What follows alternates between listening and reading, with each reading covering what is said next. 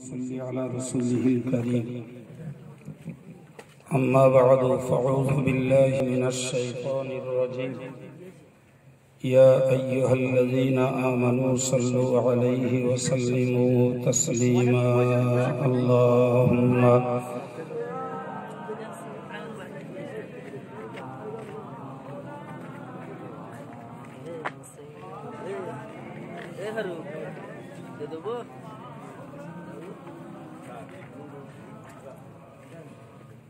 فقد قال الله تعالى في القرآن المجيد وفي الفرقان الحميد أعوذ بالله من الشيطان الرجيم وقضى ربك ألا تعبدوا إلا إياه وبالوالدين إحسانا صدق الله العظيم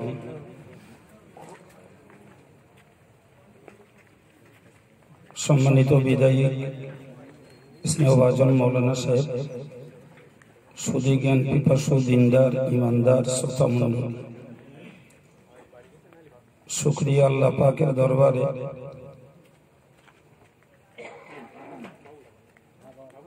যারা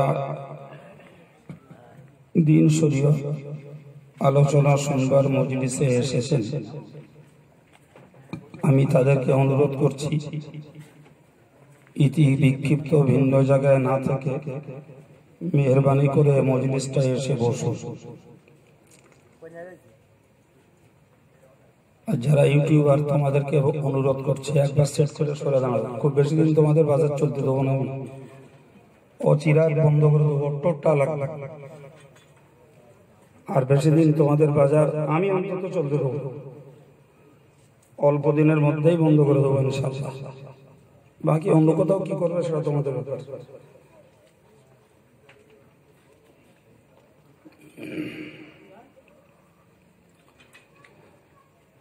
সম্মানিত ভাইরা, এতক্ষণ ধরে বিদায়ী বক্তা মৌলানা ভাজুদ্দি সাহেবের কাছ থেকে আপনারা কিছু ওয়াজ নসিহত শুনছিলেন। আমি একটি নির্দিষ্ট সময় কিছু কথা বলার জন্য আপনাদের খেদমতে উপস্থিত।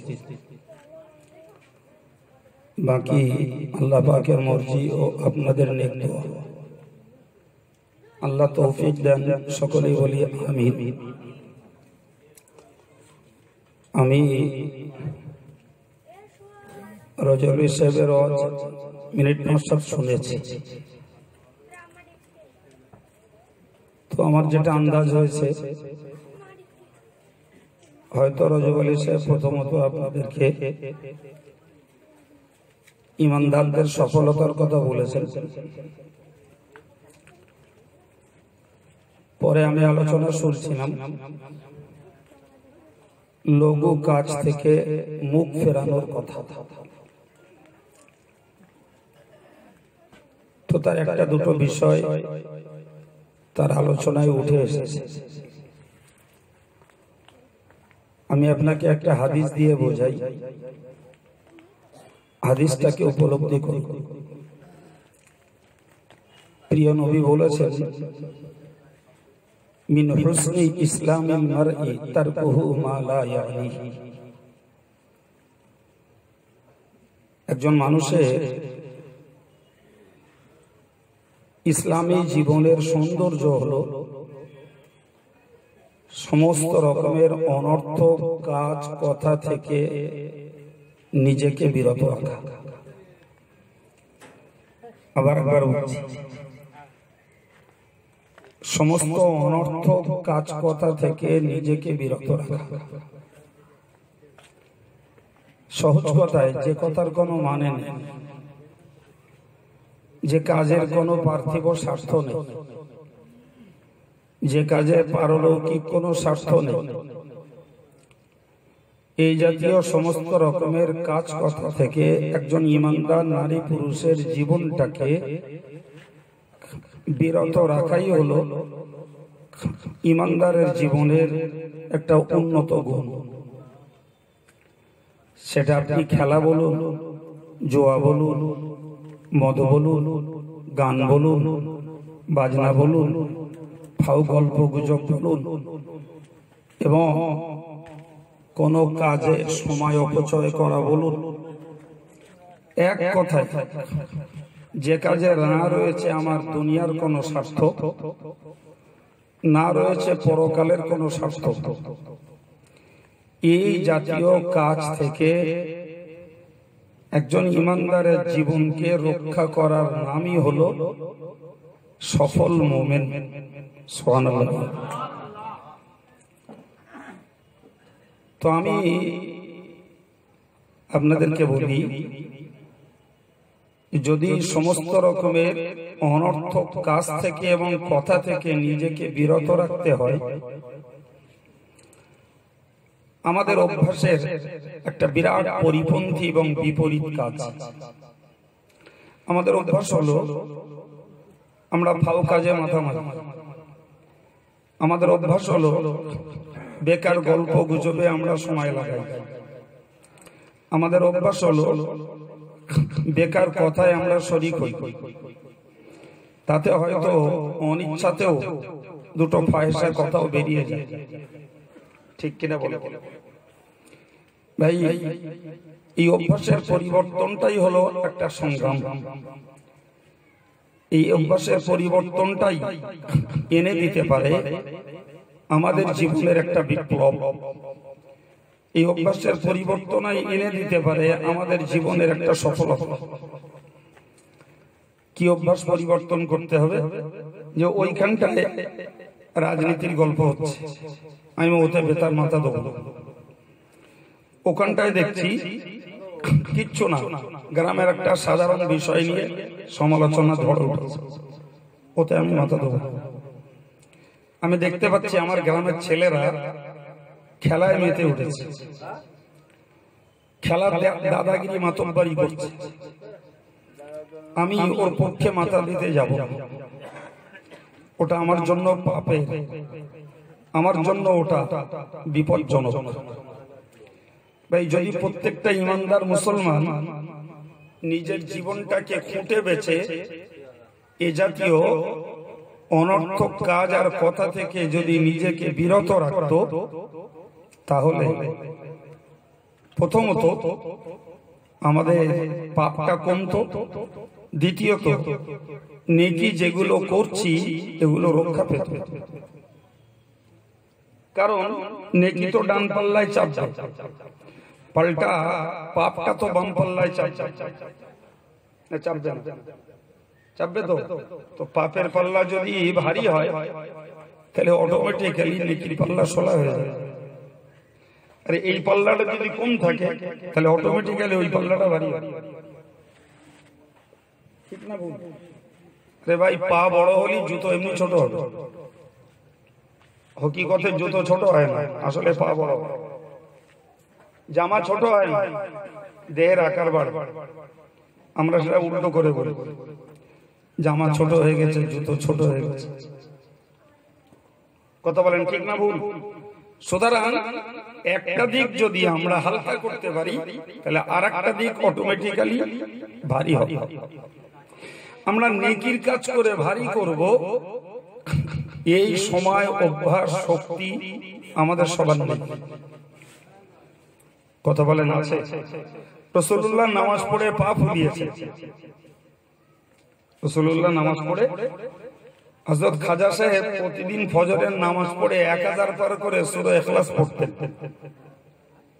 সুবহানাল্লাহ বলা যাবে? সুবহানাল্লাহ। কবার বললাম? সূরা ইখলাস বলাই তো 1000 বার মানে 2000 লাইন।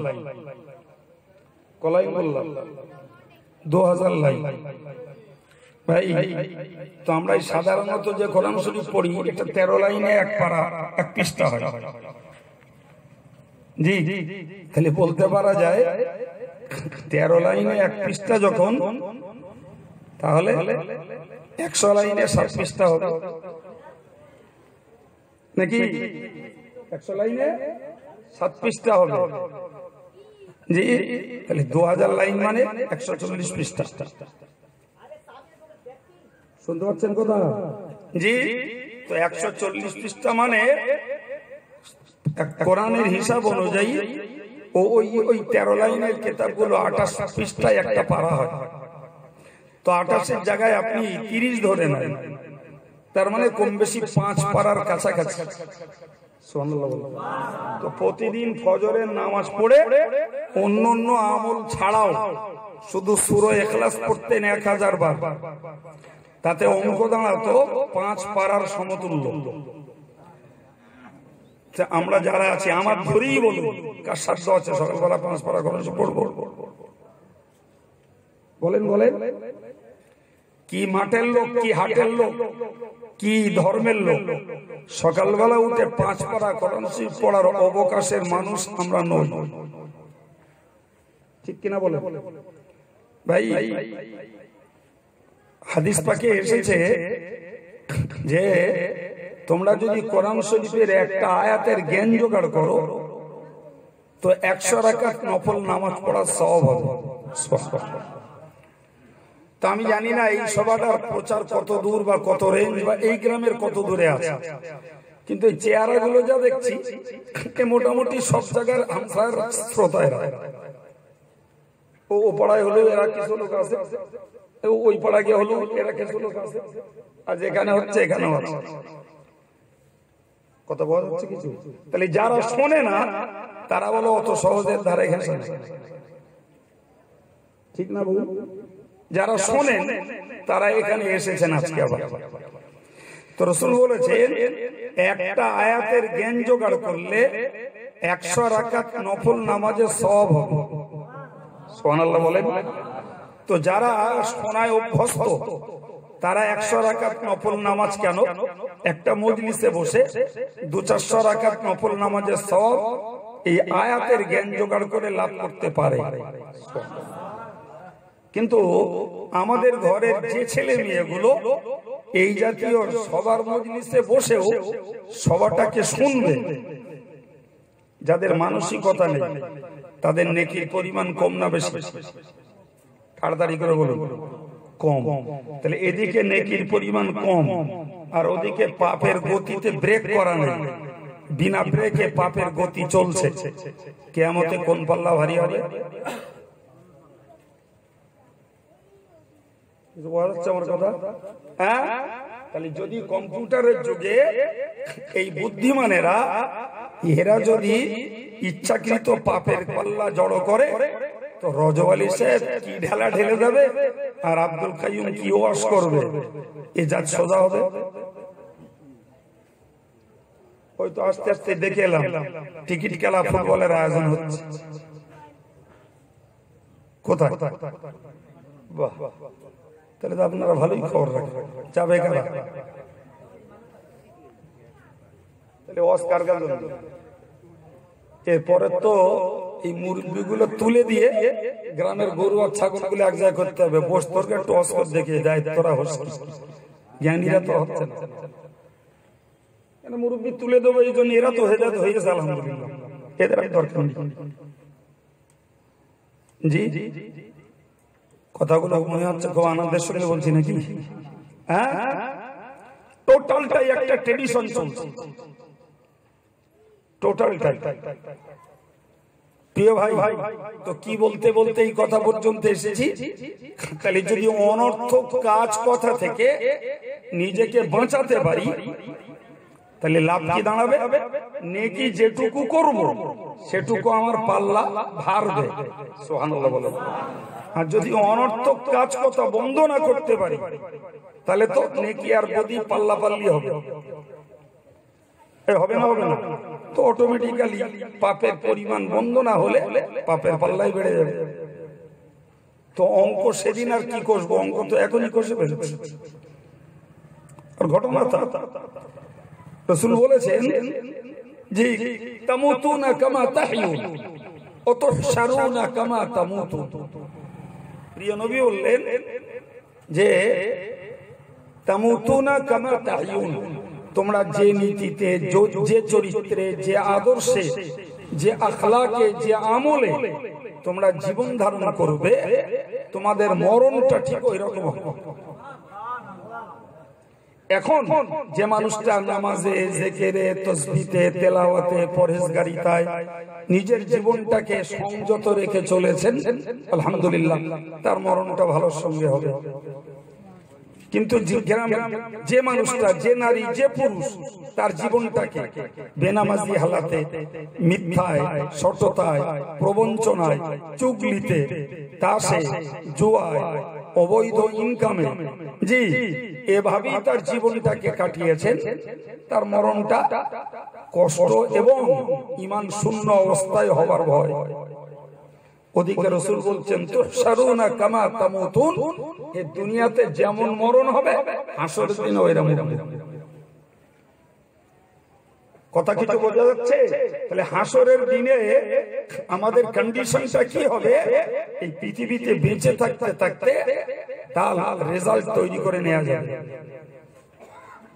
যাবে না, যাবে না, এর উপরেই নির্ভর করছে আমাদের পরকালটার রেজাল্ট আমাদের জন্য কি হবে, তা নির্ভর করছে এর উপরে।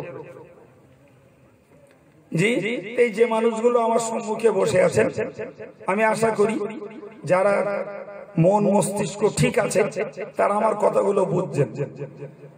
আর যারা একটু চঞ্চল, একটু ছটফট, একটু অস্থির, উঠবোস করছে, এদেরও মাথায় কথা যাবে, ঠিক না বলুন? আর বাইরে যারা আছে ওদের তো দূর কি না। কথা বলে সম্মানিত ভাইরা, তো আমাদেরকে বুঝতে হবে এই যে রাসূল দুটো কথা বলেছেন। একটা বলেছে যে কাজের কোনো মানে নেই ও কাজ করো না, যে কথার কোনো মানে নেই ও কথা বলো না। খোদা আল্লাহ তার নবীকে বললেন নুতকি যিকর, নবীকে বললেন আল্লাহ, ওগো নবী তোমার প্রতি আমার আদেশ, তোমার মুখ থেকে যে কথাটাই খসবে সেটি যেন আমি আল্লাহর জিকির সম্বলিত হয়। একটু মহব্বত করে বলে। আচ্ছা ভাই, রাসূলের জন্য যদি ওই আদেশ হয় যে আমার প্রত্যেকটা কথা যেন জিকির সম্বলিত হয়, জি আচ্ছা, রাসূলের মতো শ্রেষ্ঠ ইবাদত আর রাসূলের মতো সংযত জীবন পৃথিবীর আর কেউ করতে পারে? পারে না তো। সেই নবীকে আল্লাহ বলছেন তোমার প্রত্যেকটা কথা যেন আমার জিকির সম্বলিত হয়। যে কথায় আমার জিকির নাই ও কথা হে নবী তোমার মুখ থেকে যেন বার না হয়। প্রিয় ভাই, রাসূলের জন্য যদি এই আদেশ হয় তাহলে আমাদের অবস্থাটা বুঝতে পারছেন কিছু? আমাদের জবানটা জিকির চলে কতক্ষণ? খুব বেশি বেশি যতটুকু নামাজে থাকি। হয়তোবা দু চারজন লোক থাকতে পারেন যারা বাদ মাগরিব বাদ ফজর একটু জিকির করেন, ঠিক কিনা বলে? জি, খুব বেশি বেশি দু চারজন, বাকি কি পুরুষ কি মহিলা ওই নামাজটুকুর আল্লাহ জিকিরের সঙ্গে আমাদের সময় কাটে। তো 24 ঘন্টার ভিতরে 1 ঘন্টা হবে, 5 ওয়াক্ত নামাজ পড়তে কতক্ষণ লাগে? ঘন্টা খানিক লাগে, তার বেশি লাগার কথা। আমরা যে সিস্টেমে যেভাবে নামাজ পড়ি 1 ঘন্টায় এনাফ, ওর বেশি। তাহলে 24 ঘন্টার ভিতরে বলতে পারা যায় যে 1টা ঘন্টা নামাজি মানুষদের আল্লাহ জিকিরে কাটে। নামাজটাও যাদের নেই বলে, তাহলে রাসূলুল্লাহর প্রত্যেকটা কথা যেন জিকির সম্বলিত হয়, এটি ছিল আল্লাহর নির্দেশ। জি, তাহলে রাসূলের জন্য যদি ওই নির্দেশ থাকে তাহলে আমাদের জন্য নিঃসন্দেহে ওই নির্দেশটা আরো কড়া। কারণ আমাদের ভিতরে গাফলাতি, উদাসীনতা, অলসতা আরো বেশি, ঠিক কিনা? সেখানে আমরা দেখছি একদম 100 ডিগ্রি উল্টো। অধিকাংশ মানুষদের 24 ঘন্টায় জিকিরের কোনো নামগন্ধ নেই, আর যে মানুষগুলো নামাজি তারা বেশি বেশি 1 ঘন্টা জিকিরের সঙ্গে আল্লাহ শুকর যুক্ত থাকতে পারেন। বাকি 23 ঘন্টা কখনো আল্লাহ সম্পর্কিত কথা হতে পারে, কখনো রসুল সম্পর্কিত, কখনো ব্যবসা সম্পর্কিত, কখনো রাজনৈতিক সম্পর্কিত, কখনো গ্রামে কোন গন্ডগোল হয়েছে তা নিয়ে, কখনো দেশের খবরাখবর নিয়ে, কখনো বা খেলা নিয়ে, কখনো বা দেখতে পাওয়া যাবে যে অযথা ফাও গল্প গুজবে। কথা ঠিক না ভুল? কতটা আমরা আমাদের জীবনটাকে আল্লাহর কাছে প্রিয় করে তুলবো বাবা? জি প্রিয় ভাই, আমি রজব আলী সাহেবের ওই কথাটা জের বলছি। রজব আলী সাহেব বলছিলেন জি যে ওয়াল্লাযীনা হুম আনিল লাগবি মুরিদুন, যারা লঘু থেকে মুখ ফেরায়। সেই লঘুটা কি? রজব আলী সাহেব একটা উদাহরণ দিলেন, জুয়া। মনে আছে আপনাদের? আমি তো ওখানে আসছিলাম তখন। জুয়া, সেই জুয়ার কথা বলতে যে রজব আলী সাহেব বললেন IPL এ যারা জুয়া খেলে না তারাও এক দেশের পক্ষে যে জুয়া ধরেছে। তাই শুনছিলেন? হ্যাঁ প্রিয় ভাই, আমি আপনাকে বলেছি শুধু জুয়া নয়, সমস্ত রকমের অনর্থক কাজ কথা থেকে মুখ ফেরানো হলো ইমানদারের গুণ। সুবহানাল্লাহ বলে। সে পুরুষ হোক আর মহিলা হোক, পুরুষ হোক আর মহিলা হোক, সবার জন্য একই বার্তা যে তুমি অনর্থক কাজ করো না, অনর্থক কথা তুমি বলো না। এরা তো খেলায় জুয়া ধরতে যাচ্ছে, ধরেছে। আমার রাসূলুল্লাহ তখন শিশু মুহাম্মদ, জি তার বয়সে ছেলেরা যখন তাকে খেলার জন্য ডাকতো তিনি বলতেন মা খুলিকতু লিল্লাহি, আমি খেলার জন্য সৃষ্টি হইনি। সুবহানাল্লাহ। আর একটু জোরে বলেন সুবহানাল্লাহ। মক্কার বাচ্চা ছেলেগুলো মুহাম্মাদের এই কথার মর্ম বুঝতো না, কিন্তু যারা বয়স লেখাপড়া না শিখলেও শিশুর মুখের এই কথাটা তাদের ভাবাতো। তারা চিন্তা করত এই শিশুটা কি বলতে চায়, এর ভবিষ্যৎ কি আছে, এর এই কথাটার ভিতরে একটা গভীর অর্থ লুকিয়ে আছে যে আমি খেলার জন্য সৃষ্টি হই। এ কথা তো টোটাল আরব সাম্রাজ্যের দ্বিতীয় কারোর মুখ দিয়ে কোনোদিন বার হয়নি। কথা বুঝছেন কিছু? আমরা সেদিন ছিলাম না, সেদিন ছিল মক্কার সেই দুর্ধর্ষ নবী বিরোধী মানুষগুলোই। কিন্তু এই ছেলেটি কালে যে নবী হবে, এই ছেলেটি কালে যে রসুল হবে, এই ছেলেটি কালে যে আল্লাহ পাকের দূত হবে, এই ছেলেটি স্রষ্টার সঙ্গে সৃষ্টির সম্পর্ক গড়ে দেবে, জি এটা তো তাদের স্বপ্নও ছিল না। কিন্তু শিশু বাচ্চার মুখের ওই বার্তা আমি খেলার জন্য সৃষ্টি হইনি, তাদেরকে ভাবাতো, চিন্তায় ফেলে দিত। এরূপ কথা তো মক্কার কেউ বলেনি আজ। এর মুখ দিয়ে বার হচ্ছে। ভাই আমরা তো সেই নবীর ভক্ত, সেই নবীর উম্মত, আর সেই নবীর ফলোয়ার হতে পারি আর না পারি সিম্বল একটা লাগিয়েছি মুহাম্মদ। কি লাগিয়েছি? মোহাম্মদ আব্দুল কাইয়ুম, মোহাম্মদ আব্দুর রাজ্জাক, মোহাম্মদ মঈনুদ্দিন, মোহাম্মদ খলিলুর রহমান, মোহাম্মদ কালিমুল্লাহ। মেয়েরা লাগিয়েছে নামের আগে মুসাম্মদ। জি এই মোহাম্মদ সিম্বলের ব্যক্তি যারা, জি ভাই যাদের 7 কালকে 1 কাল রয়েছে ওদের কথা ছাড়ো, এ তো সরকারের খাতায় রিজেক্ট, এখন ঢুকছে আল্লাহর অফিসে। কথা বলতে সরকার যেগুলো অকেজ বলে বাদ দেয় সেইগুলো টলতি টলতি মসজিদ মুখ হয়। আর যতক্ষণ থাকে তার দেহের রস রক্ত ততক্ষণ হয় নিজের সংসারের জন্য উৎসর্গ করে, নাহলে চাকরি করলে সরকার দুইয়ে নেয়। এবার যখন রিটায়ার করে দেয় তখন মনে করে সেই তো আস্তে আস্তে তো গতি পাল্টাচ্ছে, তো অন্তত মসজিদ মুখে একটু হয়। আপনি বলুন তো আজকের মুসলিম যুব সমাজ, জি যাদের টোটাল বর্তমান অবস্থাটাই লক্ষ্য করলে দেখতে পাওয়া যাবে, জি ওরা তো IPL এ জুয়া খেলিয়েছে, টিকিট কেটে নিজেদের রক্ত ঘামানো ঝরানো পয়সা দিয়ে খেলা দিয়ে, জি ভাই এরা মানুষের মন থেকে ঈমান, ইসলাম, আখলাক, আমলকে উধাও করে দিচ্ছে। কথা বলছেন না কেন? উধাও করে দিচ্ছে না, দেয় না। মুসলিম যুবক ছেলেগুলোকে খুঁজুন যারা স্মার্টফোন ব্যবহার করছে, এদের ফোনগুলোকে সার্চ করুন। এরা ফ্রি ফায়ার খেলে, এরা কিছুদিন আগে পাবজি খেলে খেলে পাক্কা পাক্কা বেঈমান তৈরি হয়েছে। যে পাবজির ভিতরে রয়েছে সে ফ্রি ফায়ার খেলার মধ্যে রয়েছে শুধু মারামারি আর যুদ্ধ বিগ্রহের চিত্র। এরা কিসের, এরা কিভাবে বসবে আব্দুল কাইয়ুমের জলসায়, কিভাবে বসবে রজব আলীর জলসায়? জি, রজব আলী সাহেবের সুর শুনতে ভালো, কাইয়ুম সাহেবের সুরের পক্ষে না। জি, শুরু করেছি জ্ঞান দিয়ে, যতক্ষণ থাকবো ততক্ষণ জ্ঞানের কথাই বলবো। ওরে ফুটবলেও না যা, ও জুয়ায় না যা, ওর মোবাইলটাতে যে চিত্ত বিনোদন, ওতে ক্রিকেট, ওতে ফুটবল, ওতে ন্যান্টো মেহেলার ছবি, ওতেই রয়েছে জুয়া, ওতেই তাস, ওর ভিতরে ফ্রি ফায়ার খেলা, ওতেই পাবজি। কথা বলে এর সময় অনর্থক ব্যয় হচ্ছে,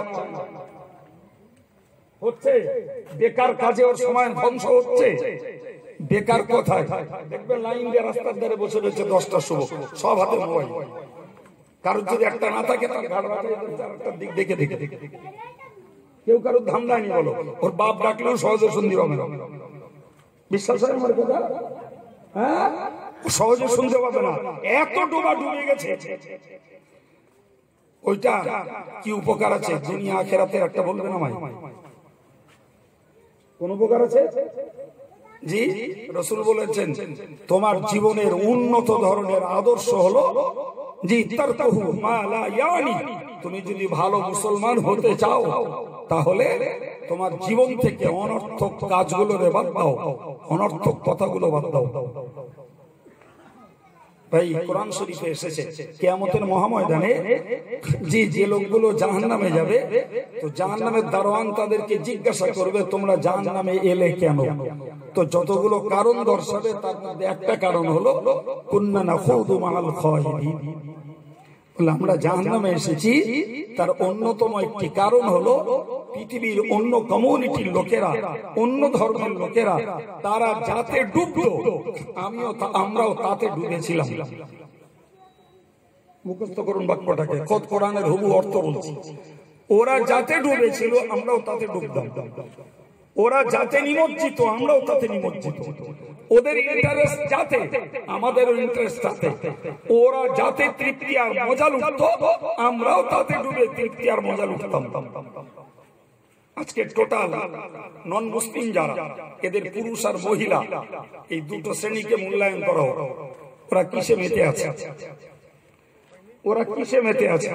যদি বলেন সুদে, মদে, তাসে, জুয়ায়, নারীবাজিতে, ওদের মেয়েরা সাজগোছে, যুবক ছেলেগুলো লাইফ স্টাইলে, জি ওরা গানে আছে ভাই, ওরা বাজনায় আছে, ওরা গানের কনসার্টে আছে, ওরা বিচিত্রা অনুষ্ঠান আছে মুসলিম ঘরে, ওদেরই মতো এই কাজগুলোতে জড়িত যুবক প্রবীণ মেয়ে মরদ আছে না নেই? কম না বেশি? সাহস হচ্ছে না বলতে বলে? হ্যাঁ, তাহলে যদি থাকে ওতেই জড়িয়ে এবং পরিমাণটা ধার্মিকের তুলনায় বেশি, 100% বেশি, বেশি না কম? হ্যাঁ, তাহলে যে যে দোষটার জন্য তারা জাহান্নামে যাবে আর জাহান্নামের দরওয়ানের সামনে যে সেই দোষটা স্বীকার করবে, কি ফায়দা হোগা? ওদিন জাহান্নামের দরওয়ানের সামনে ওই কথাটা স্বীকার করে লাভটা কি হবে? কিচ্ছু হবে? সময় তো শেষ, সেদিন স্বীকার করে তো লাভ না।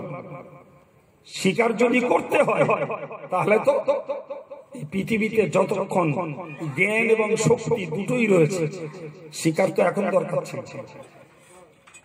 জি প্রিয় ভাইরা, এখন ধরুন আমি আব্দুল কাইয়ুমের কথাগুলো ওই যুবকদের কাছে তিতো লাগছে, তিতো লাগবে। জি যদিও দু চারটে হয়তো শুনছিল, সে হয়তো কেটে পড়বে। এরা কারা? এরা কারা? এরা তো আমাদের ছেলে, আমাদের ভাই, আমাদের ভাইপো, আমাদের ভাগনা, অন্য কেউ। সম্মানিত ভাইরা আমার, মনে রাখুন বিশ্বনবী মুহাম্মদুর রাসূলুল্লাহ সাল্লাল্লাহু আলাইহি ওয়াসাল্লাম বিদায় হজে আরাফাতের মরু ময়দানে দাঁড়িয়ে বক্তব্য রেখেছিলেন। সেই বক্তব্যের শেষে বলেছিলেন, ইউবাল্লিগাশ শাহিদুল গায়বা রুব্বা মুবাল্লিগিন আও আমিন সামিন। প্রিয় নবী বলেছিলেন, ও আমার সাহাবীরা, আমার আজকের এই বক্তব্যটাকে যারা আমার এই মজলিসে উপস্থিত নেই কিংবা আজও ধরা পৃষ্ঠে তারা আসেনি, যারা এই মজলিসে উপস্থিত নেই এবং রীতিমতো যারা আজ এখানে আসেনি কিংবা আজও তাদের জন্ম হয়নি, ও উপস্থিত জনমণ্ডলী, আমার বক্তব্যটাকে তাদের কাছে তোমরা পৌঁছে দিও। আর একটু জোরে বলে। সেদিন সাহাবীরা ওই আমলটা, রসুলের ওই হাদিসটার উপরে আমল করেছিলেন বলে ওই হাদিসটা কেতাবে এসেছে। হাদিসটা তো 1400 বছর আগে। সেই হাদিসটা আমি বুখারী শরীফে পড়ে আপনাদেরকে এইমাত্র বললাম। তো 1400 বছর আগে যদি রাসূলুল্লাহর ওই হাদিসটাকে সাহাবারা আমল না করতেন, তাহলে লেখক বইতে লিখতেন না, আমিও পড়তে পারতাম না, আর আপনাদেরকেও শোনাতে পারতাম।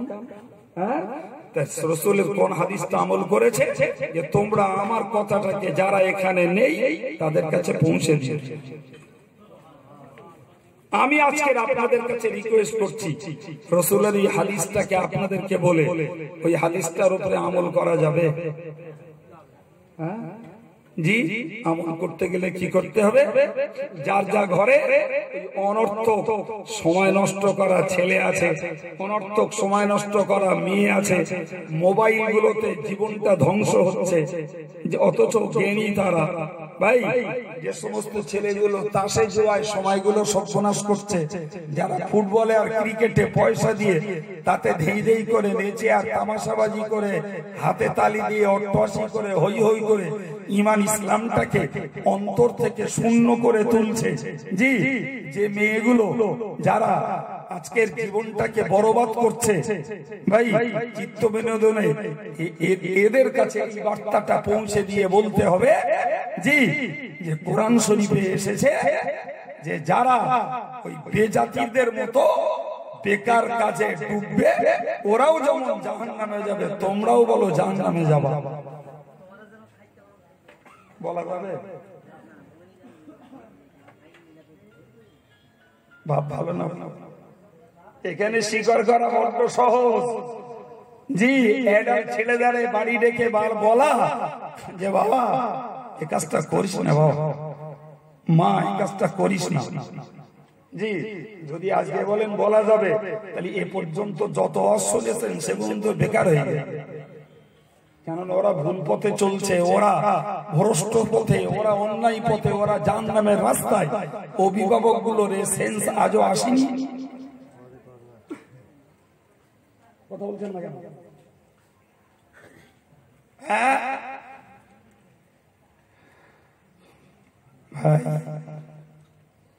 খুব সমস্যা। সম্মানিত ভাইয়ের আমার, আমি আপনাকে কোরআন দিয়ে বললাম, কোরআন বলেছে যত লোক জাহান্নামে যাবে, আমি আল্লাহ পাকের নবী জানিয়ে দিলাম, তাদেরকে কারণ জিজ্ঞাসা করলে যে কারণগুলো বলবে, ওই কারণগুলোর মধ্যকার কারণ হলো এটাও, বিজাতিরা, বিধর্মীরা, দুনিয়ার ইহুদি নাসারা, হিন্দু, মুশরিক, কাফের, বৌদ্ধ, এরা যে যে কাজে মাতবে মেতেছিল, আমরাও সেই কাজে মেতেছিলাম। সেদিন স্বীকার করবি বাবা, কিন্তু করার কিছুই থাকবে না। আজকের আলেমের কথায়, কোরআনের বক্তব্যে যদি তোর সেন্স ফেরে, তাহলে আজকেই ভাবনা, কোরআনের ওই ঘোষণা যদি সত্য বলে তোর কাছে মনে হয়, তাহলে সেদিন তো তোকে অপরাধের দায় স্বীকার করতে হবে, অথচ লাভ কিছু দাঁড়াবে না। তাহলে আজকের অপরাধের দায় স্বীকার করে ওই অনর্থক কাজ থেকে নিজেকে বাঁচিয়ে রাখাই ছিল জাহান্নাম থেকে মুক্ত হয়ে জান্নাতে যাওয়ার সফলতা। এরপরে কি দিয়ে বোঝাতে হবে? এরপরে তো ও ককার বই নিয়ে বসতে হবে। কথা বলেন না, তা নাহলে আমার এই কথার বুঝবার ঘাটতি কোথায়? সেদিন স্বীকার করব কিন্তু উপকার হবে না। আর কোরআন বিশ্বাস করি বলে দাবি করছি, ওই কোরআন বলছে তোদের সেদিন মুখ থেকে স্বীকার করতে হবে যে বেঈমানেরা যাতে ডুবেছিল আমরাও তাতে ডুবেছিলাম, ফলে ওরাও জাহান্নামে আমরাও জাহান্নামে। তাহলে জ্ঞানী শিক্ষিত বুদ্ধিজীবী এরস্টকে ঠান্ডা দেওয়া বাবু মেম সাহেব জি ধনী জ্ঞানী কে তুমি? তোমার সত্যকারের তো মাথায় আদর্শ জ্ঞান বলতে কিচ্ছু নেই। তুমি যতই লেখাপড়া শেখো, তোমার জীবনের এই অপকর্মের পরিবর্তন যদি না ঘটে তাহলে তুমি প্রকৃতি অর্থে জ্ঞানী নও, তুমি তো বোকা। অন্যায় বললো, অন্যায় বলেছে জি। এই কথা বলি রজব আলী সাহেব বোঝাচ্ছিলেন যে আইপিএল এ পয়সা অপচয় করেছে জোয়া ধরে, মনে আছে না ভুলে গেছে? আর বলতে যেই একটা হাদিস বললেন, যে হাদিসটা তিনটে কথা বলেছে, দুটো বলা হয়নি, আপনারা ছটফট করছিলেন। ওই দুটো বলতে হবে, ওই দুটো বলতে হবে জি।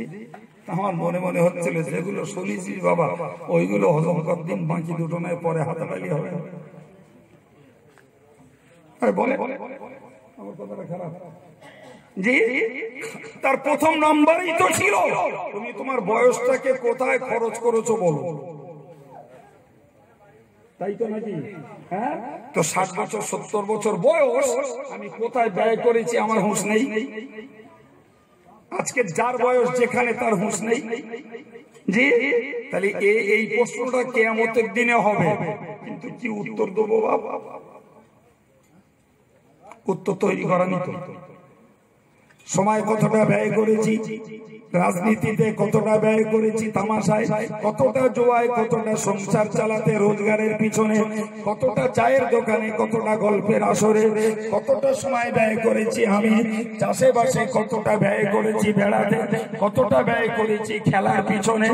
ভাইরা আমার 24টা ঘন্টা দৈনিক জীবনের সময় টোটালে দেখা গেল আমার জীবনে 60 বছর 70 বছর সময় এই জব কৈফিয়তটা আল্লাহ নেবেন কোথায় ব্যয় করেছি বয়সটা। তাহলে আজকে যখন মনে হচ্ছে কোথায় ব্যয় করেছি, সেই মনে হওয়ার রিপোর্ট অনুযায়ী দেখতে পাচ্ছি এ জবাব দিলে তো আল্লাহ ছাড় দেবে না। দেবে দেবে তো অস্ত্র শুনলো ছাড় তো দেবে না, করবোটা কি? ও তো রজব আলীর করা হয়ে গেল, আমি দর দিচ্ছি ঢুকতে মাথায় এবার জি।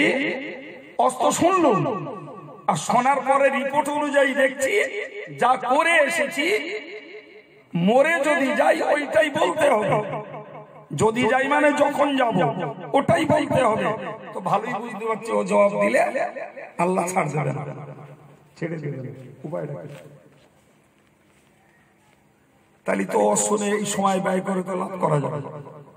আজকের যে যুব সমাজ যারা, এদের রানিং টাইমটা একদম চলমান সময়টা কিসে ব্যয় হচ্ছে ওরা জানে না। ওরা আমার মতন হুজুরি তুলে না, ওর জ্ঞান অনেক টনটনে, ওরা পাকা বুদ্ধিমান জি, পাকা বুদ্ধিমান টনটনে, বোকা আমার মতো হুজুর জি।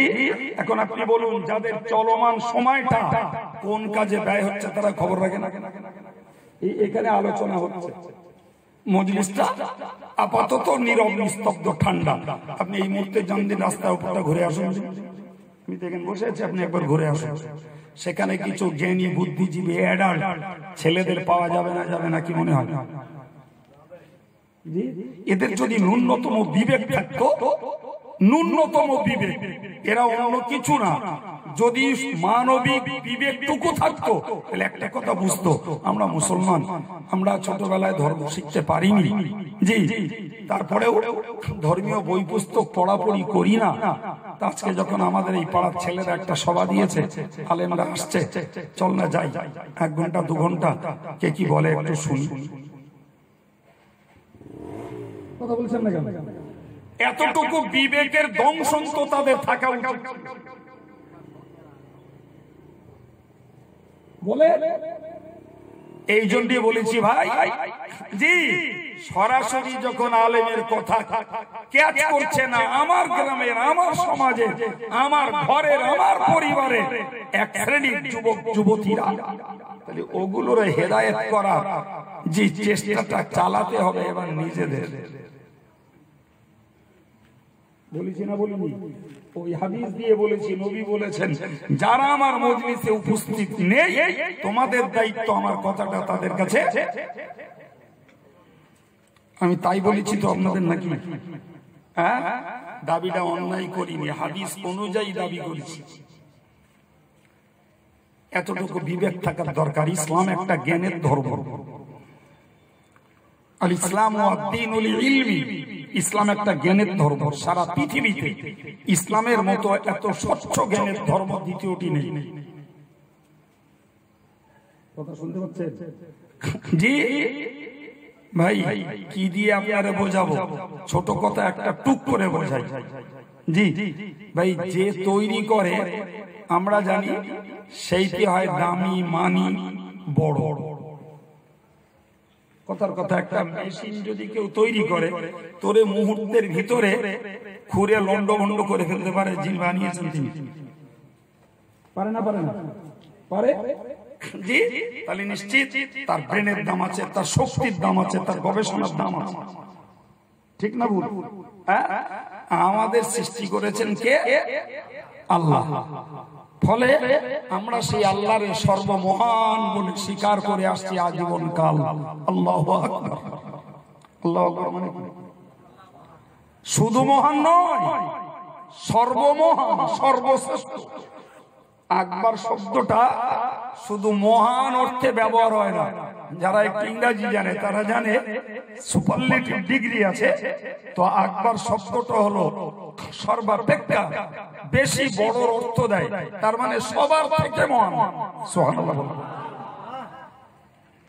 ফলে আমরা তারই ইবাদত করি।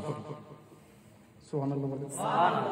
যে যতটুকু পারি তার ইবাদত করি। আর এ ব্যতীত কোন দরগায়, পীরের মাজারে, দেবদেবীর কাছে, গাছতলায়, জি মানিক পীর থানে, ও ঝাউ গাছতলায়, ও বট গাছতলায়, পাথরের কাছে, সূর্যের কাছে, তারার কাছে কারুর কাছে মাথা নত করার অনুমতি ইসলামে।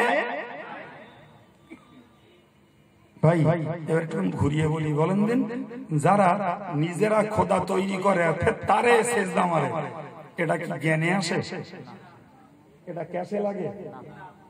তুই বাঙালি হাতে করে যাতে পারিস বেরিয়েছিস, বাঙালি তো তুই তার কাছে, ওটা কি? আমি কি বলিস, আমার কথাটা বোঝা গেছে? বানালি তুই, যদি তুই বানানোর পরে ওরাই যদি তোরে সেজদা মারতো তাহলে বোঝা যেত তৈরি করে একটা লাভ হয়েছে, তোরে বড় বলে মেনে নেছে। কেতনা বোকা, ও নিজে বানাচ্ছে, তার কাছে নিজে মুখ ছোট। ঠিক না বল?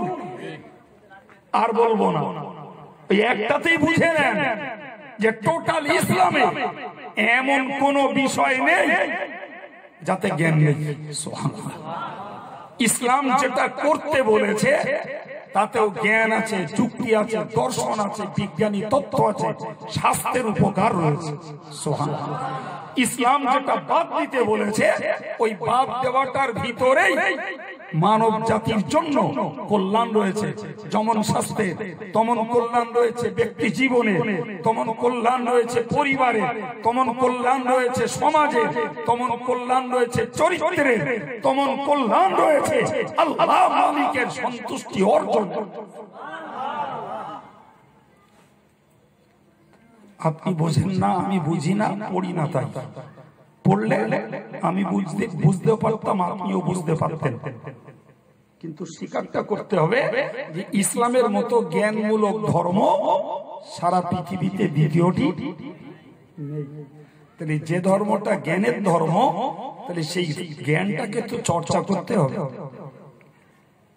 না? হবে চর্চা করার তিনটে দিক। নাম্বার 1, নিজে পড়তে হবে। নিজে পড়তে হবে। তো ইসলামের মৌলিক জ্ঞান ভান্ডার কোরআন আর হাদিস, সেটা আরবিতে। আপনি সাধারণ মানুষ বললেন হুজুর আমি পড়তে পারবো না। বাঙালিদের জন্যই যদি বলি জি, তো আজকের প্রচুর পরিমাণে ইসলামী জ্ঞানমূলক বই গিজ গিজ গিজ গিজ করছে। অত বই কিনতে পারবেন না। এই যে সেট গুলো, ওতে আপনি কি নেবেন? ওর অ্যাপস গুলো খুলুন, ওতে কোরআন আছে, ওতে হাদিস আছে, ওতে পীর ওলিদের জীবনী আছে, ওতে সাহাবীদের জীবনী আছে, ওতে লাইফ হিস্ট্রি আছে, ওতে কিয়ামতের বর্ণনা আছে, জান্নাতের বর্ণনা আছে, জাহান্নামের বর্ণনা আছে। কিন্তু আগে নিজের ভিতরে সেই টান্ডা তো তৈরি হতে হবে। আজকের যুবক যুবতীরা যে মোবাইলটাকে অপব্যবহার করে জাহান্নামে যাচ্ছে, ওই মোবাইলটাতেই রয়েছে এদের জন্য প্রচুর পরিমাণে জ্ঞান চর্চার হেদায়েতের বার্তা। কথা কিছু বুঝতে পারছেন? দরকার তো নিজের একটা মানসিকতা, নিজের একটা মনের টান দরকার। আমি কাইম সাহেবের সবার শুনবো না, বিষাক্ত লাগে, শুনিস না ভাই তুই। রজব আলী সাহেবের সবার শুনবো না, রজব আলী সাহেবের কথা টক টক লাগে, তো শুনতে হবে না, তো শোনার দরকার নেই। হে যুবক, তোমার নিজের বাঁচার জন্য তুমি যে মোবাইলটা ব্যবহার করছো, অন্তত ওইটাকে তোমার স্বার্থে, তোমার উপকারে কাজে লাগাও। তুমি গুগলে সার্চ করো, কি নেবে? বাংলায় নেবে, হিন্দিতে নেবে, ইংরেজিতে নেবে, জি উর্দুতে নেবে, ফার্সিতে নেবে, আরবি তো আরবি নেবে, কি চাই সব হতে আছে। সেই মোবাইলটা কি আজকের আমার ছেলেরা মেয়েরা জাহান্নামে যাওয়ার কাজে লাগাচ্ছে। তাহলে জ্ঞান কোথা থেকে আসবে? হলো না পড়া। নাম্বার 2 মনে রেখে দিই, দ্বিতীয় নম্বর হলো, যদি তোমার পড়ার মতো ন্যাক তোমার না থাকে, ইসলামের জ্ঞান চর্চার জন্য দ্বিতীয় অফার হলো শোনা। পড়ে যারা তাদের কাছ থেকে শোনো। প্রিয় ভাই, কোরআন শরীফে স্পষ্ট করে আল্লাহ বলেছেন ইকরা, তুমি পড়ো। আমরা পড়লাম না। দ্বিতীয় কথা, কোরআন শরীফ স্পষ্ট করে বলেছে তোমরা শোনো, আমরা শুনলাম না। আমাদের একদল ছেলে মেয়েরা শুনলই না। 3 নম্বরে কোরআন বলেছে তোমরা অবশ্যই ভালো মানুষদের সঙ্গ লাভ করো, যারা নিজেরা পড়ে না, শোনার জন্য মনোযোগ দেয় না। এরা কোন ভালো মানুষের সঙ্গ লাভ করবে? কথা বলো। সব ভালো মানুষ বাদ দিয়েও যদি মনে করি যে আমরা গ্রামের যে ইমামটাকে পুষেছি সে তুলনামূলক আমাদের থেকেও ভালো, যোগ্য, জ্ঞানী বলে তারে সামনে দাঁড় করিয়ে দিয়ে পিছনে বলবো ইক্তেদাইতু বিহাযাল ইমাম। কথা বলে হ্যাঁ, থাকতে পারে সেই গ্রামে ইমামের থেকেও আরো যোগ্য লোক, আমি অস্বীকার করি না। কিন্তু অধিকাংশ মানুষ জি যে লোকটাকে ইমাম বানিয়েছে তাকে যোগ্য বলিয়ে তো ইমাম বানিয়েছে, নাকি অযোগ্য রে? কোরআন পড়তে পারে না তারে বানিয়েছে, নামাজের মশলা জানে না তারে বানিয়েছে। আমার গ্রামের যুবক ছেলেগুলো যদি মনে করতো হাতের কাজ করি, চাষের কাজ করি, মাছের ব্যবসা করি আর জল করে লেবারি করি, জি তো কাজের শেষে সারাদিন পরে যেদিন বাড়ি থাকবো আমরা 20টা যুবক আমাদের ইমাম সাহেবের কাছে যে একটু বসবো, কোথাও যেতে হবে না। কাইম সাহেবের ভক্ত খুঁজে বেড়াতে হবে না, রজব আলী সাহেবের ভক্ত খুঁজে বেড়াতে হবে না, অন্য কারোর ভক্ত তার কাছে ধর্ণা ধরতে হবে না। গ্রামের ইমামটা যখন আমার তুলনায় যোগ্য, আমি দিনের আধা ঘন্টা সময় প্রতিদিন না পারি, সপ্তাহে 2-4 দিনও পারি, সব দিন হয়তো সময় হয়ে উঠবে না, যদি ইমাম সাহেবের কাছে আমার গ্রামের যুবকগুলো বসতো, জি এদের জীবনটা হেদায়েতের আলোয় আলোকিত হতো। আমার রেকর্ড দেখাবেন যে আমার গ্রামে 20টা যুবক ছেলে তারা ইউনাইটেড হয়েছে, তারা সংঘবদ্ধ হয়েছে এবং রীতিমতো তারা একটা করে সময় যুবকেরা ইমামের কাছে দিচ্ছে। দেখাতে পারবেন? তাহলে এই ছেলেগুলো ধর্ম আবার জানবে কোত্থেকে? কোথা থেকে শিখবে? না পড়ে, না শোনে, না ভালো মানুষের সঙ্গ দেয়। জি শুধু ইমাম নয়, গ্রামে অনেক মুরব্বী মুসল্লি আছে, জি, কেউ বা চাচা, কেউ বা দাদা সম্পর্কে, এদের কাছেও বসলেও তো দিন দিন একটু মানসিকতার পরিবর্তন আসতো, সেখানে পাওয়া যায়। আল্লাহ বোঝার তৌফিক দেন, জোরে বলুন আমিন। জি, সুতরাং শুধু আমাদের জীবনটা সর্বনাশ হচ্ছে না কো, জি, এই খেলায় মেতে আর জুয়ায় মেতে জীবন সর্বনাশ হচ্ছে চারি সাইডের বিষাক্ত আবহাওয়ায়। যেদিকে তাকাবেন সেদিকে বিষাক্ত আবহাওয়া, অথচ এর ভিতর দিয়েও প্রচুর মানুষ বেঁচে রয়েছে ভালো পথে, আলহামদুলিল্লাহ। যারা নেই তারাও ইচ্ছা করলে ভালো পথে ফিরতে এবং বাঁচতে পারে না।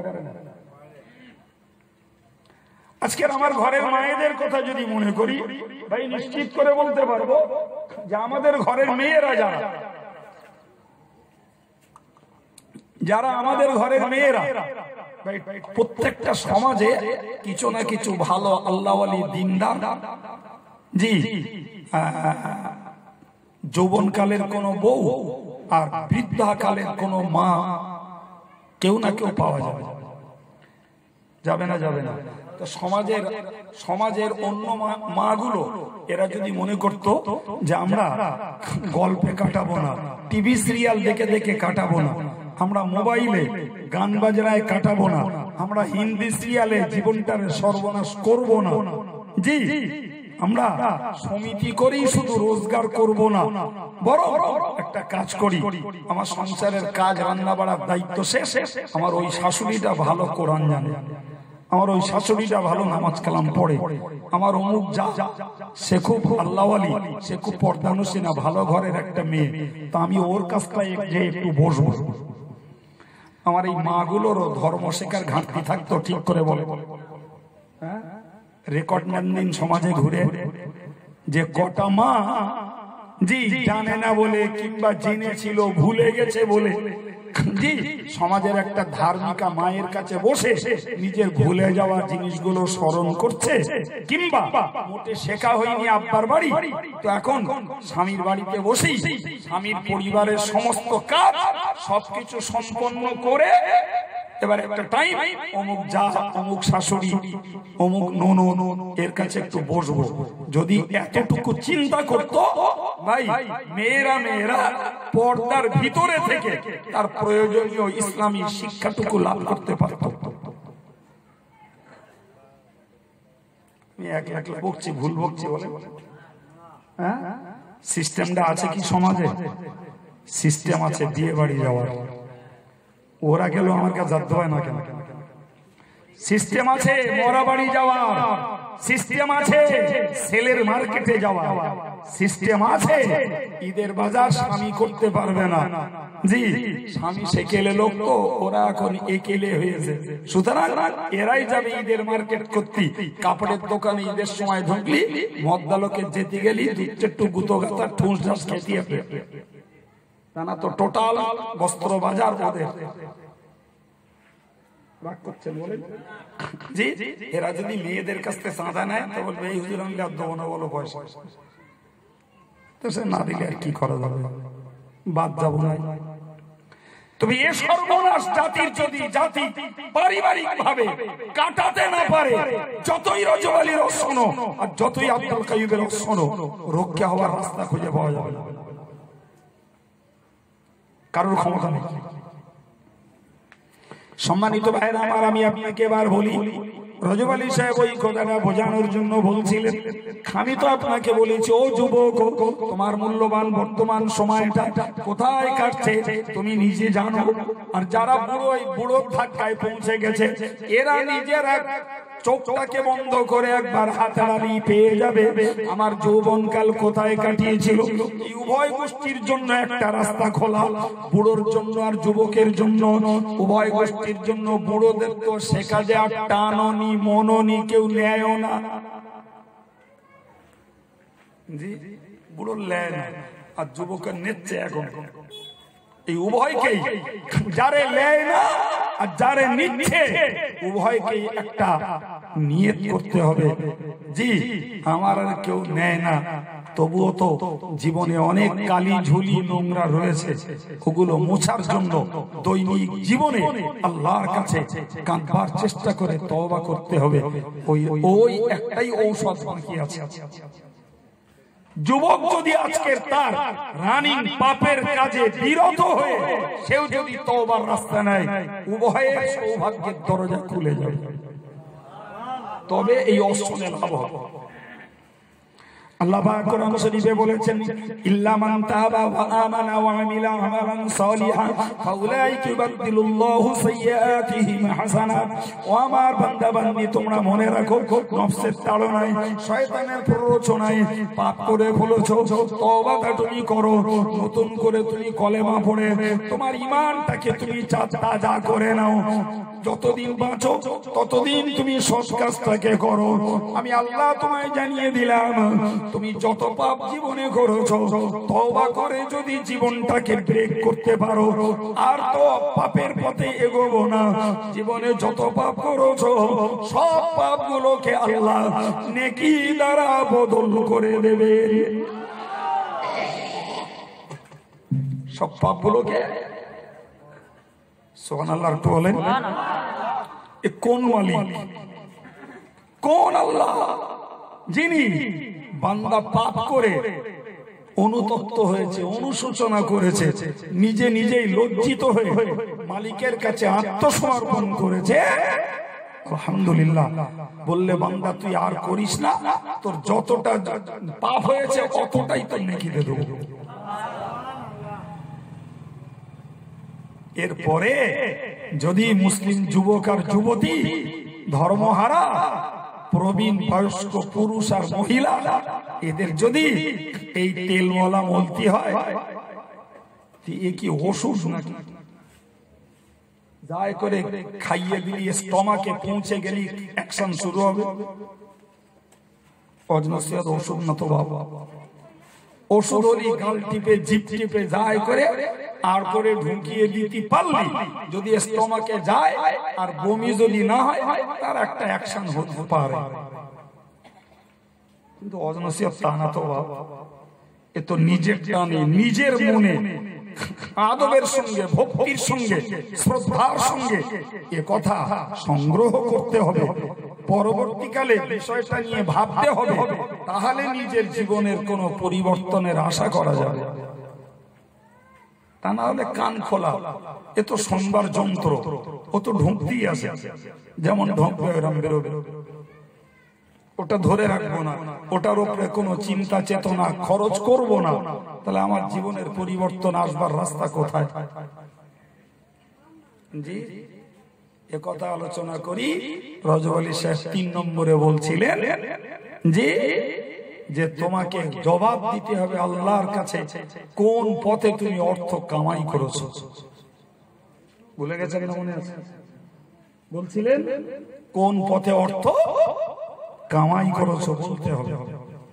জি কতটা পরের ফাঁকি মেরে করেছো, কতটা মিথ্যা কথায়, কতটা ঠকবাজি করে, কতটা জোয়া খেলিয়ে, কতটা সুদ খেয়ে, জি বউরা কতটা সমিতি করে, কত গ্রুপ লোন নিয়ে, কেবা ডবল ডিপোজিট স্কিম করে, জি কোন পথে তুমি কামাই করেছো, ওর জবাবটা দেয়া লাগবে।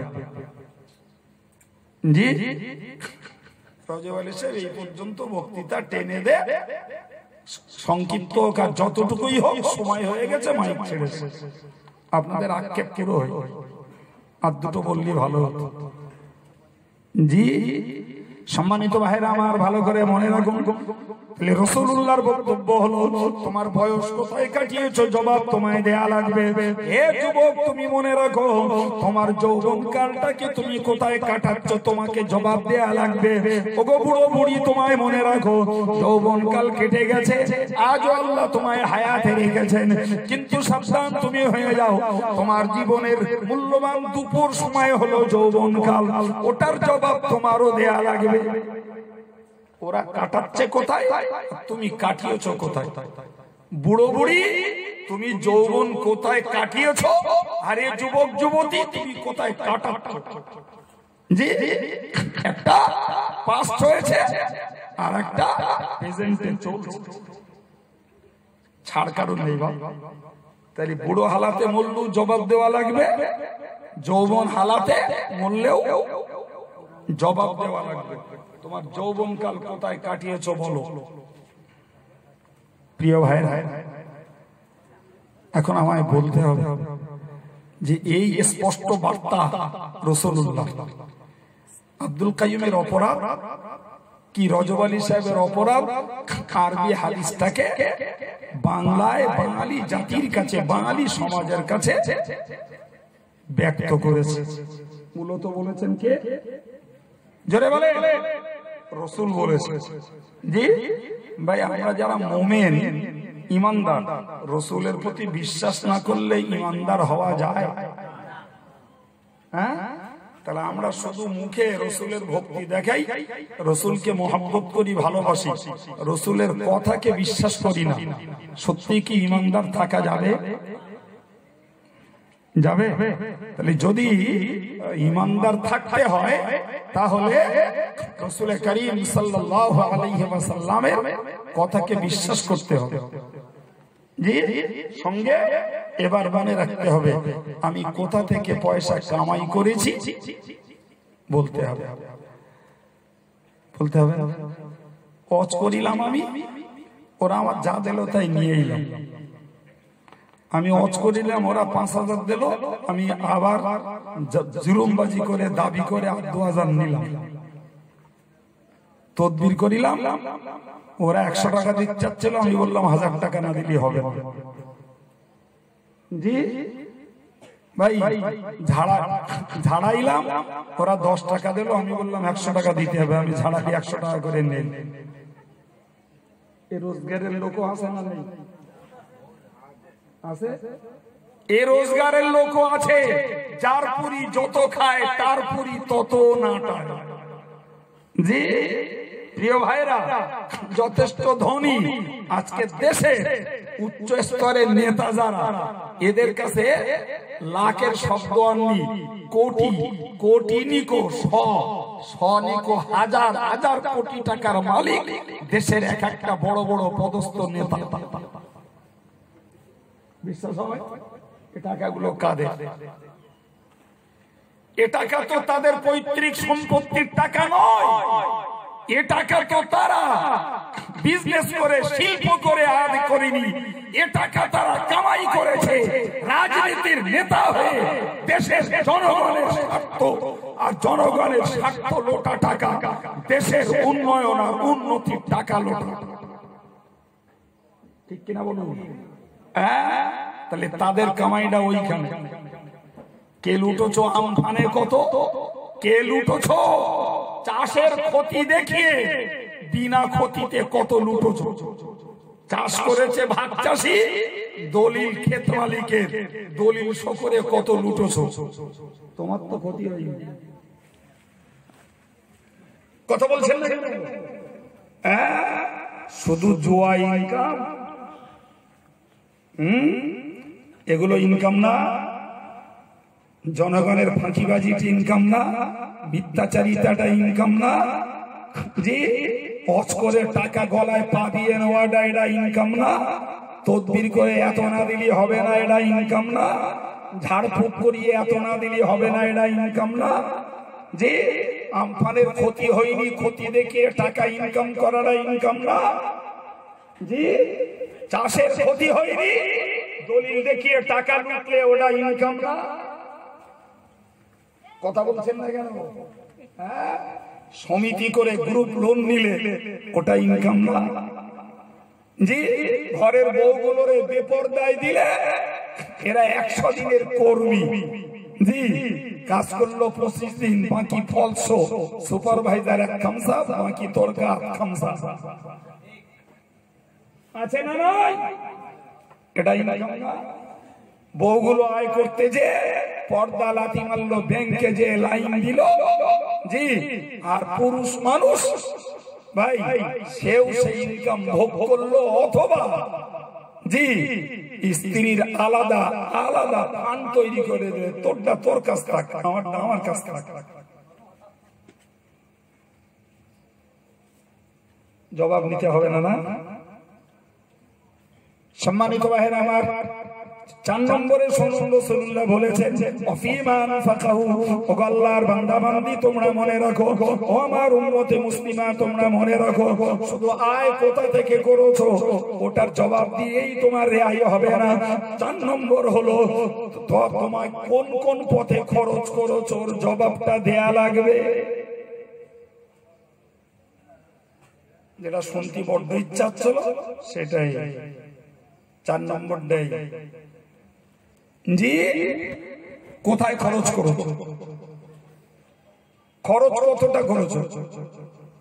সম্মানিত ভাইরা আমার মনে রেখে দিন, কোরআন শরীফে মহান আল্লাহ জানিয়েছেন আল্লাহর প্রকৃত বান্দা বান্দি তারাই আল্লাযীনা ইযা আনফাকু লাম ইউসরিফু ওয়া লাম ইয়াকতুরু ওয়া কানা বাইনা যালিকা কাওয়ামা। কোরআন বলেছে আল্লাযীনা ইযা আনফাকু, যারা আল্লাহর ভালো বান্দা তারাই, আল্লাহর ভালো বান্দি তারাই ইযা আনফাকু, যখন তারা খরচ করে, লাম ইউসরিফু, অপচয় করে না, অপচয় করে না, অপ্রয়োজনে খরচ করে না, ওয়া লাম ইয়াকতুরু, এবং তারা প্রয়োজনের কমও করে না, ওয়া কানা বাইনা যালিকা কাওয়ামা, বরং তারা মাঝামাঝি খরচের ভিতর দিয়ে নিজের জীবনটাকে চালায়।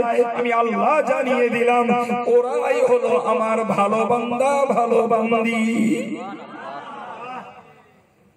টাকা থাকলেই খরচ করা যাবে না? কথা বলছেন না কেন?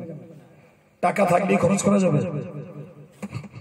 জি শুধু গেটে 50,000, লাইটিং এ 20,000, এ খরচের তালিকা আছে না নেই? বলেন বলেন। মেয়ের বিয়ে দিতে জি 14 লাখ 20 লাখ, বেঈমানদের খরচ না, ঈমানদারদের মেয়ের বিয়ের খরচ হচ্ছে। শুনতে পাচ্ছেন কথা? জি তার মানে টাকা আছে তাই।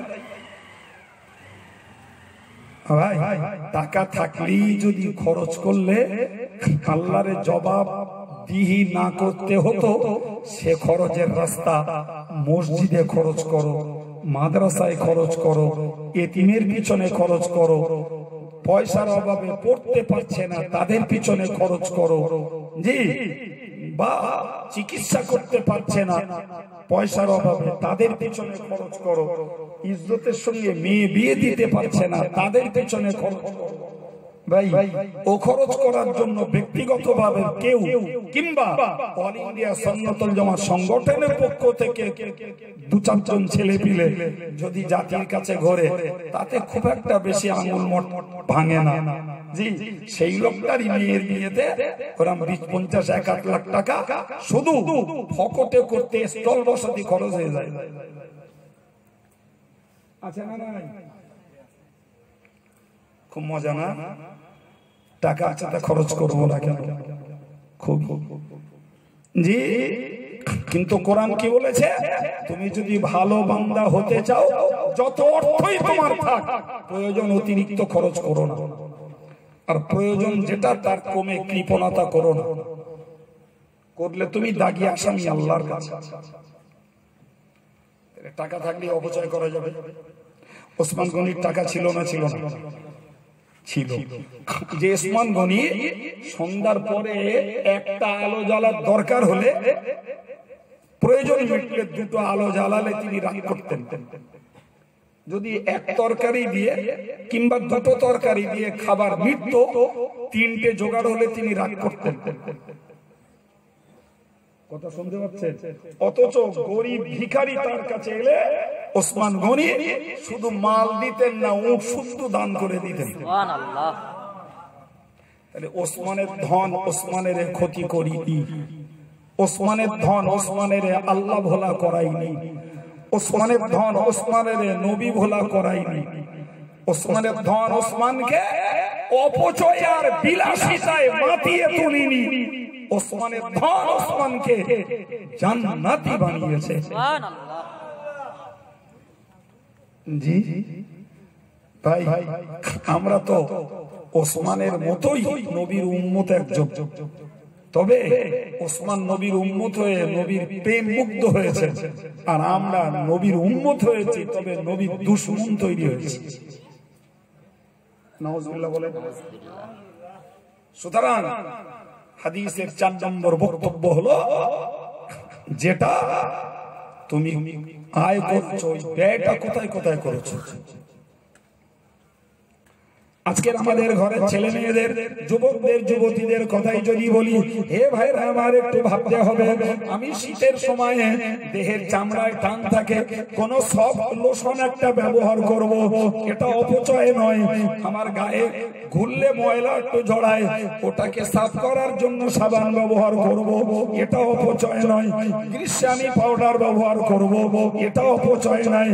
ওটা আমার জীবনের প্রয়োজন, বাঁচার জন্য। ওতে সুস্থতা রয়েছে, ওতে স্বস্তি রয়েছে। জি, কিন্তু আপনি খবর রাখেন, জি আমাদের ঘরে যুব সমাজ, যুবতী সমাজ, এরা কসমেটিক্সে, এরা বিলাসিতার জিনিস যা ব্যবহার করে, গরিব মানুষের সংসার চলে যাবে। বিশ্বাস হয় আমার কথা? হ্যাঁ জি, আমাদের ঘরে সুস্থ নয়, দুর্বল গরিব পরিবার, তাদের ঘরে মেয়েদের আর বউদের যা স্টকিস্টে পোশাক আছে, জি বিশ্বাস করুন ও মরে যাবে, আলমারি ভর্তি শাড়ি খুলি পাওয়া যাবে। বিশ্বাস হয়? হ্যাঁ, রাগ করে না। জি, যুবক ছেলেগুলোকেও দেখলে দেখা যাবে, ঈদ ঘুরলি যদি একটা করে শার্ট আর প্যান্ট করতে হয়, ও প্যান্ট তো দবালু ছেড়ে না, দবালি ছেড়েও আর তো প্লেন ঝুলি পরেও কবে ছেড়বে। ছেঁড়া কিনতেছে, ওটা দারিদ্রতার ওটা স্টাইল। হ্যাঁ, এটার কাছে এক খামসা ছেঁড়া থাকলে ওটা স্টাইল, ওটা দারিদ্রতা না, ওটা অভাব না, ওটাই মডার্ন স্টাইল। এখানে একটু ছেঁড়া, এখানে একটু ছেঁড়া। জি, এদের কি সাজবি মন চায় খোদা ভালো জানে। জি, শেষ পর্যন্ত সাজবি সাজবি সেই ছোটবেলার সাজ নেয় কিনা আল্লাহ জানে। মেয়েরা তো তাই না। আল্লাহ জাতির হেদায়েত দেন, বলুন আমিন। আর একটু জোরে বলেন আমিন। সম্মানিত ভাইরা, প্রিয় ছেলেরা, কাউকে ধমকাতে বসিনি, বকতে বসিনি, বাস্তব অবস্থাটাকে হাদিসের আলোকে কেবলমাত্র চর্চা করছি। যদি একটু বিবেক, সুপ্ত বিবেক যদি একটু ফেরে ভাইরা আমার, তাহলে আমাদেরকে মনে রাখতে হবে, প্রয়োজনের অতিরিক্ত খরচ যেমন করতে পারবো না, তেমন মনে রাখা দরকার প্রয়োজন যতটা তার কৃপণতাও করতে পারবো না। একটা কেউ রাসূলুল্লাহ এবং আল্লাহ সমর্থন দেননি, একটাও। ৫ম নম্বরে নবী বলেছেন, সেটা আরো ভয়ঙ্কর, অত্যন্ত গুরুতর, এবং তাদের আয়ের কোনো জায়গা আর নেই। এমনি তো এই যে দুটো, আয় কোথায় করেছি, ব্যয় কোথায় করেছি, দুটোই জবাব দিতে হবে। যদি এক পিঠে হতো তো অনেকে বেঁচে যেত। ঠিক কিনা বলেন? আল্লাহ যদি বলতেন তুমি আয় যে পথে পথে করোগে যাও, খরচটা মসজিদ, মাদ্রাসা, দিন দুঃখী, গরিব, কাঙ্গাল, আর্ত, দুস্থ, অসহায়, এদের পিছনে খরচ, এতে অনেক লোক বেঁচে যেত। আর কিংবা আল্লাহ যদি বলতেন তোমরা আয়টা শুধু হালাল পথে করো, এরপরে সিনেমায়, মোবাইল ডাউনলোডে, টিভিতে, ক্রামবোটে, জি জুয়ায়, কম্পিউটারে, বিয়েতে, চিত্ত বিনোদনে, গানের কনসার্টে, টিভি সিরিয়ালে, যাতে যা পারো খরচ করে যাও, কোনো টেনশন নেই, তোমার কোনো জব দিতে হবে না, তাতেও বহু লোক বেঁচে যেত। ঠিক কিনা বলেন? কিন্তু এ তো একদম সর্বনেশ। জি, এগুলি সর্বনাশ, পিছলি নির্বংশ।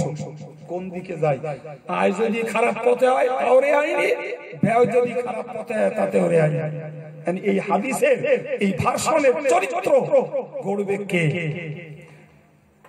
জি, কে গড়বে? দিলীপ বাবু, মোদী বাবু, রাজনাথ, জি, কে গড়বে?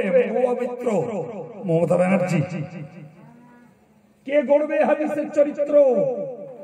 এই হাদিসের চরিত্র যদি গড়তে হয় তাহলে গড়তে হবে মঈনুদ্দিন, সলিমউদ্দিন, কলিমুল্লাহ, আমেনা, মরিয়ম, রশিদা, খালেদা, এদেরই গড়তে হবে। কথা বলেন, কথা বলেন। এই হাদিসের এদেরই চরিত্র গড়তে হবে। কেন? আমরাই তো ওই নবীরে বিশ্ব নবী, বিশ্ব নেতা, ওই নবীরে আমরাই বলেছি মহামানব, শ্রেষ্ঠ নবী। ওই নবীরে আমরাই বলেছি সুপারিশকারী নবী, গুনার মুক্তিকামী নবী। ওই নবীকে আমরাই বলেছি যে তিনি দানব, মানব দানবের নেতা, ফেরেশতাদের সরদার, আল্লাহ সর্বশ্রেষ্ঠ হাবিব। সব এই জাতীয় ডেলিগেট গুলো আমরাই দিয়েছি নবীকে, ঠিক কিনা? পেয়েছি তো কোরআন হাদিসে, তার মানে বিশ্বাস করেছি মানে ওগুলো আমরা দিচ্ছি, ঠিক কিনা? এখন সেই নবীর কথা আমরা নেব না, তাই জ্ঞান জ্ঞান জ্ঞান জ্ঞান করে লাভ আছে? ওরা মারলে, ওরা ধরলে, ওরা কেটে নিলে, ওরা এই বোধহয় গরু বন্ধ করে দিলে, ওই বোধহয় কাটা বন্ধ করে দিলে, আর বোধহয় কাটতে দেবে না, সব আস্ত আস্তে বোধহয় এবার মরতে হবে। ওই বোধহয় কবরাত দ্বীপ দিলে না বোধহয়, এবার বোধহয় ভাগাড়ে জ্যান্ত ফেলে দিয়ে আসতে হয়। কিসি কিসি বাবারে মারে, ওই নেলে, ওই গেল, ওই এলো, এরকম হচ্ছে না, হয় না? জি, এখনো কিচ্ছু হয়নি, সামনে এখনো অনেক হবে, অনেক হবে, কিচ্ছু হয়নি। যে এখনো কিছু ওরা ছবল মারলি ভাই, এখনো নিম্নি সিংদের ধরার মতন লোক দেশে লোক আছে, সাপের বিষ নষ্ট করার মতন নিশ্চিন্তে আছে এখনো, দুদিন পর তাও থাকবে। আমি আব্দুল কাইয়ুম বলছি, আমার কথা লিখে গেল। এরপরে দেখবেন ভেকধারী হুজুর সাহেব, মৌলী সাহেব, দাড়িওয়ালা সাহেব, টুপিওয়ালা সাহেব, টাকাওয়ালা সাহেবরা, এম কোম্পানির লোকেরা সব ঝেড়ে যাবে। তখন মনে হবে আর কান্নে বলবো, সব তো উড়িয়া। বিশ্বাস হচ্ছে? ওরে বাপ, এটাই বুঝুন, এই লোকগুলো এখানে আছে বলে আব্দুল কাইয়ুমের এই বকরিটা চলতেছে। এই লোকগুলো যদি এখানে না থাকতো, আর এজাজুল যদি আমার বলতো, হুজুর আপনি আপনার সময় মতন চুপচাপ বসে থাকেন, থাকলে হবে না, 10টা পর্যন্ত বকতে হবে, আপনার 10,000 টাকা দেবো, ঠেকলো তোর টাকা, হাঁটলাম আমি। কথা বলে এখনো এই লোকগুলো শুনছে বলে আল্লাহ শুকরিয়া, এখনো রজব আলী সাহেবের মুখ চলছে, কাইয়ুম সাহেবের মুখ চলছে, ইয়াকুব সাহেবের মুখ চলবে ইনশাআল্লাহ। জি, এমন একদিন দেখা যাবে, হয়তো আল্লাহ না করুন, আল্লাহ হেফাজত করুন, জি, তখন হয়তো ঘরের মধ্যে ডেকে বউ বাচ্চাটার বলতে হবে, আর বলার লোক জায়গা পাওয়া যাবে না। বিশ্বাস হচ্ছে আমার কথা? হ্যাঁ ভাই, আজকে বেশি দূরে যেতে হবে না, ভারতবর্ষের অঙ্গরাজ্য উত্তরপ্রদেশ, জি, যার মুখ্যমন্ত্রী সেই যোগীরা, হ্যাঁ, এই তো অঙ্গরাজ্য। সেখানে খাসি জবাই করে রাস্তা দিয়ে নিয়ে যেতেনি তার গোশত। মুসলমান বেচারা সে হকারি করে পাড়ায় পাড়ায়, তার হকারি করতে দেওয়া হয়নি। মুসলমান তাই মসজিদের মিনারে তোলা হয়েছে, জি, গেরুয়া পতাকা, মসজিদের মিনারে তোলা হয়েছে ত্রিশূলের পতাকা। সে কি আফ্রিকায় না ইউরোপে না আমেরিকায় না চীনে, কোথায়? কথা বলেন, কথা বলেন। এই ভারতবর্ষের অঙ্গরাজ্য ইউপি, মাদ্রাসার ছাত্রদের, জি, দিনের বেলা বাইরে, সন্ধ্যার পরে বাইরে বেরোনোর সাহস হয় না, পাঁচিলের গ্রাউন্ডের ভিতরে ইট পাটকেল মারে। এই এলাকার দুটো ছেলে আমার কাছে যে কাঁদতেছে আর বলছে, হুজুর জীবনে বেঁচে এসেছি কোন প্রকার, আল্লাহ বাঁচিয়ে দিয়েছেন, সামনে পড়িনি, সামনে যদি পড়তাম বাপ মার মুখ দেখা হতো। কোথায় বললাম এটা? ইউপি। সে কি আপ কান্ট্রির কোথাও? সে তো আমার দেশের অঙ্গরাজ্য। জি আমরা এখানটায় সংখ্যা গুরু মতন আছি বলে ব্যাপারটা আন্দাজ করতে পারছি না ভাই, কিন্তু যে সমস্ত এলাকায় মুসলিমরা সংখ্যা লঘু তারা কতটা প্রমাদ গুনছে তারাই জানে, তারাই জানে। জি বেশি দূরে না তো, শিয়ালদা থেকে বনগা ট্রেন লাইনটায় আপনি ওদের একটা কম্পার্টমেন্টালে দাঁড়িয়ে দেখে মাথায় ঢুকে উঠবেন, পরিষ্কার বলবে চাচা তুমি এ বগিতে কেন, এ বগিতে তোমার না তো চাচা, এই চাচা নামিয়ে দে, চাচা নামিয়ে দে, তাহলে স্টেশন আসুক তো অনেক দেরি এখানে নামিয়ে দে, দেবে না বলবে শুনিয়ে শুনিয়ে স্টেশন আগে বলবে চাচা দেখো কোন বগিতে তোমার দলের কেউ আছে, এসব বগি তোমার না চাচা। মজা বোঝা যাচ্ছে না বুঝলেন? জি এখানে রোজগার করি আর এখানে গিয়ে বাজার করি আর বউ বাচ্চা নিয়ে মস্তির সঙ্গে চলি, তো ব্যাপারটা বোঝা যায় না। জি একটু চারিদিকের খবর নিবি আর একটু ঘুরলি অনেক পাগল ভালো হয়ে যাবে। প্রিয় ভাইরা জি শেষ কথাটা বলছি, সময় আমার শেষ হয়ে এসেছে। আল্লাহ পাকের নবী পঞ্চম নম্বরে বলেছেন, ওগো আমার সাহাবী তোমরা মনে রাখো আমি আল্লাহ পাকের নবী তোমাদেরকে বলছি কিয়ামতের মহাময়দানে পঞ্চম নম্বরের প্রশ্ন হবে আল্লাহ পাকের পক্ষ থেকে ফেরেশতারা প্রশ্ন করবেন তুমি বিএ পাস না বিটি, আইএস না আইপিএস, তুমি এলএলবি ডব্লিউ না ডক্টর, তুমি কি ডিগ্রি লাভ করেছো, তুমি হাফেজ না মাওলানা না মুফতি, তুমি পীর না পীরজাদা, না তুমি টাকাওয়ালা, না তুমি কোন গায়ক গায়িকা, না তুমি অভিনেতা কিংবা অভিনেত্রী, কোন প্রশ্ন নয়, একটাই প্রশ্ন হবে, তুমি একটা জবাব দাও তোমার জ্ঞান অনুযায়ী তুমি আমল করেছো না করোনি। যে দুটো শুনতে বড্ড মন চাচ্ছিল সে দুটোই, টাকা খরচ করেছো কোথায় আর জ্ঞান অনুযায়ী কাজ করেছো না করোনি। আমি ব্যাখ্যার দেব না, একটা দেই বাকিটা বুঝে নেন। ভাই আমরা লেখাপড়া কম শিখি আর বেশি শিখি, বাঙালি হিসাবে অন্তত বলা যায় ঈশ্বরচন্দ্রের লেখা বর্ণ পরিচয়টা পড়তে হয়েছে।